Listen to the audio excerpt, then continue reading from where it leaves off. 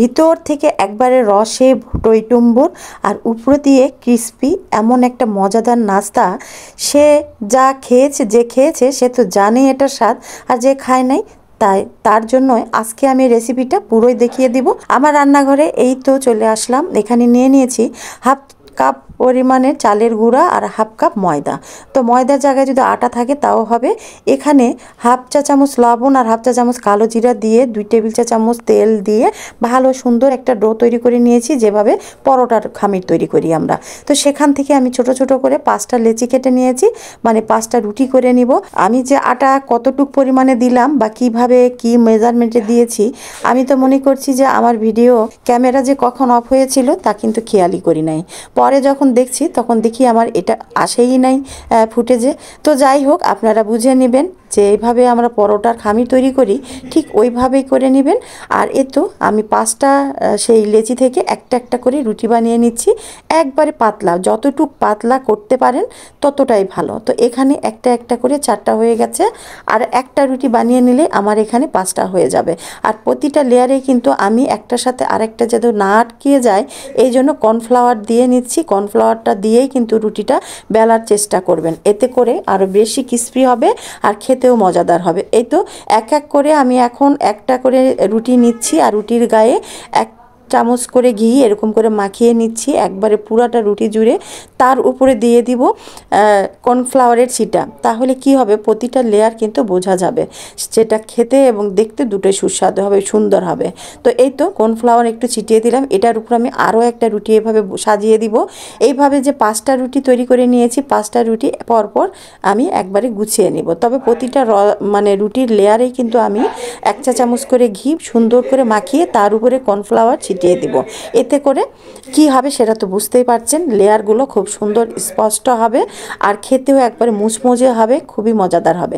যেহেতু চালের গুঁড়া আছে, তাই আমি কিন্তু এই ডোটা তৈরি করার সময় ঈষদুষ্ণ পানি দিয়েই তৈরি করে নিয়েছি ডোটা, মানে না ঠান্ডা না গরম, ঈষদুষ্ণ পানি দিয়েই করে নেবেন, এতেই কিন্তু ডোটা খুব সুন্দর হবে। তো এই তো আমি এক এক করে 5টা রুটি কিন্তু সুন্দর করে ঘি এবং কর্নফ্লাওয়ার দিয়ে বসিয়ে নিয়েছি। তবে এটা কিন্তু খুব বিরক্তিকর একটা কাজ, একটা রুটির গায়ে আর একটা রুটি লেগে যাচ্ছিল। তো এ তো যাই হোক, হয়ে গেল শেষ পর্যন্ত। এরপর একবার প্রথম এক সাইড থেকে ধরে এইভাবে পল্টিয়ে নেবেন, যেটা আমি দেখিয়ে দিচ্ছি। 1 ইঞ্চি করে আমি এখানে কেটে নিয়েছি চাকু দিয়ে। তারপরে এটার উপরে আপনারা একটু ট্যাপও দিয়ে নিতে পারেন। আমি অবশ্য একটু রুটি বানানা বেলুনটা দিয়ে মানে আলতো হাতে একটু করে চাপ দিয়ে নিয়েছিলাম। তো দেখতেই পাচ্ছেন ভিতরে যতগুলো লেয়ার আছে সবগুলো একটা একটা করে স্পষ্টভাবে দেখা যাচ্ছে। আর এই নাস্তাটা তৈরি করা খুবই সহজ, খেতে কিন্তু দুর্দান্ত, আর এটা দেখতেও কিন্তু খুব সুন্দর, দেখেছেন? এই তো এখানে কিন্তু খুব বেশি জোরে গায়ের জোর দিয়ে ডলা দিতে যাবেন না, হালকা আলতো হাতেই দিবেন। আমার মানে একটু বেশি চাপ পড়ে গেছে, যার জন্য লেয়ারগুলো কিন্তু আরও স্পষ্ট হতো। যা আমার এই চাপটা বেশি দেওয়ার জন্যই কিন্তু লেয়ারগুলো এতটা স্পষ্ট হয় নাই, তবে খেতে অনেক মজা ছিল। তো আপনারা এই ভুলটা করবেন না, এই জন্যই আমি আপনাদেরকে বারবার বলছি যে যদি রুটি বেলানা বেলুনটা দিয়ে চাপ দিয়ে নেন তাহলে আলতো হাতে দিয়ে নেবেন। তো যাই হোক, এই তো আমি একটু ভেজে নিচ্ছি। তেলটা খুব একটা গরম করে ছাড়বেন না, তেল দেওয়ার জাস্ট 2-1 মিনিট পরেই ছেড়ে দিবেন। আর খুব একটা পাওয়ার বাড়িয়ে দিবেন না, তাপ মিডিয়াম টু লো রাখবেন। আর একটু দুই পাশে গোল্ডেন ব্রাউন হয়ে গেলে নামিয়ে নেবেন। আর আলতো হাতে খুব সুন্দর করে ক্রিস্পি করে ভেজে নেবেন। বেশি হিট দিলে হয় কি, ভিতরে পুড়ে যায়, উপরে পুড়ে যায়, ভিতরটা কাঁচা থাকে, আর এটা রস ঢুকলেও কিন্তু অতটা ভালো লাগে না এবং মুচমুচেও হয় না, দেখা যায় যে ম্যাশ করে, আর চিপ দিলে একবারে নেতিয়ে যায়। তো এই তো আমি মোটামুটি ক্রিস্পি করে মানে ভেজে নিয়েছি। এই নাস্তাটা কিন্তু এইভাবেও খাওয়া যায়, একটু নোনটা নোনটা নিমকির মতো, ভালোই লাগে। তো আমি 1 কাপ পরিমাণে চিনি দিয়ে এখানে শিরা তৈরি করে নিয়েছিলাম। শিরাটা খুব একটা ঘনও হবে না, আবার খুব হালকাও হবে না, 2 তারের শিরা হবে। তো সেখানে আমি গরম গরম এই নাস্তাগুলো ভেজে দিয়ে দিচ্ছি এই রসের ভিতর। রস থেকে জাস্ট 2 থেকে 1 মিনিট একটু ডুবিয়ে রেখে তারপরে আরেক চার ভেজে তারপর আবার ওটা তুলে নিচ্ছি প্লেটে, আর আবার নতুনটা ভেজে রসের মধ্যে ছেড়ে দিচ্ছি। একটা ভেঙে দেখালাম, এত মুচমুচে হয়েছে কি বলবো। এই তো সব শেষ, সবগুলো আমি এখানে সবসহ 1.5 কাপ আটারই কিন্তু নাস্তাটা তৈরি করে নিয়েছি।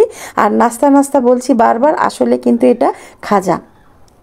দেখেছেন, রসে ভরা একেবারে মানে মুচমুচে খাজা, এরকম গরম গরম খেতে একরকম স্বাদ লাগে, আর এটাকে ঠান্ডা করে ফ্রিজে রেখে খেতেও কিন্তু দুর্দান্ত। আপনাদের কার কার পছন্দ এই খাজা নাস্তাটা? আর এমনটা ভাবছিলেন কে কে যে এই নাস্তাটা তৈরি করতে পারলে মন ভরে বানিয়ে খেতাম? তো আজকে সেই রেসিপিটা দেখিয়ে দিলাম, কতটা সহজ বুঝতেই পারছেন। তো এবার আপনাদের পালা, ভেজে খেয়ে দেখেন কেমন লেগেছে। হোটেলের থেকে কোনো অংশে কম না, বরং আরও সুস্বাদু। খুবই সহজ, ভেজাল মুক্ত একটা নাস্তা তৈরি করলে আমরা একবারে মন ভরে খেতে পারি। মাঝে মাঝে মিষ্টি খেতে ইচ্ছে করে, মাঝে মাঝে টক খেতে ইচ্ছে করে। তো আজকের বিকালে আমার খুব ইচ্ছে করছিল এমন মিষ্টি একটা নাস্তা, এটা মাঝে মাঝেই আমি তৈরি করি, আমার বাচ্চারাও খুব পছন্দ করে, এত মজার একটা নাস্তা। তো বিকালে হয়ে যাক। কেমন লেগেছে নাস্তাটা অবশ্যই জানাবেন, লাইক কমেন্ট শেয়ার করে পাশেই থাকবেন। কে কোথা থেকে দেখছেন একটু জানাইলে আমি অন্তত ধন্যবাদ দেওয়ার সুযোগটা পেতাম। সবাই ভালো থাকবেন, আল্লাহ হাফেজ।